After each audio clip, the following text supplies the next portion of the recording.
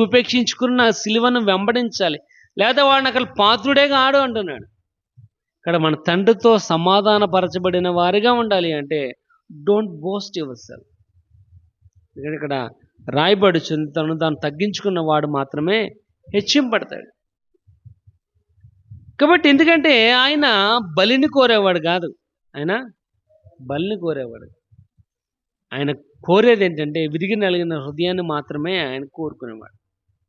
ఇక్కడ విరిగి నలిగిన హృదయం మనకు కావాలి అంటే ఒక మెట్టు తగ్గాలి, లాస్ ఏం లేదు కంపెనీకి. సింహం ఒక అడుగు వెనకేసిందంటే అది వేస్ట్ పిల్లని కాదు. ఇక్కడ ఒక మెట్టు మనం తగ్గామంటే దానివల్ల మనం కోల్పోయేది ఏమైతే లేదు, కానీ నేర్చుకుంటాం.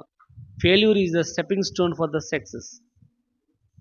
ఫెయిల్ అయిపోవడం ఏంటంటే విజయానికి ఫస్ట్ స్టెప్. అది నువ్వు పడిపోతేనే తెలుస్తుంది, ఓహో ఈ విధంగా నడిస్తే పడిపోతామని.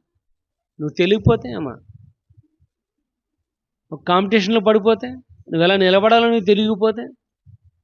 ఇక్కడ వాక్య భాగం రాయబడి వచ్చింది, దేవునికి మనిషి మధ్య సంధి చేసేవాడు ప్రభువైన క్రీస్తు. ఆయన అంటున్నాడు, చదవండి 1 పేతురు రాసిన మొదటి పత్రిక 4వ అధ్యాయం 1వ వచనం. క్రీస్తు శరీరమందు శ్రమపడిన గనుక మీరును అట్టి మనస్సును ఆయుధముగా ధరించాలి. ఆయుధం అంటే ఏంటి అమ్మ? ఆయుధం అంటే ఏంటి? మన ఇంట్లో కూడా చాలా ఆయుధాలు ఉంటాయి అమ్మా. ఆయుధం అంటే ఏంటి? శత్రువును జయించేది. మన మీదకి ఎవరన్నా వస్తే కొట్టడానికి ఉపయోగపడేది, మనల్ని కాపాడు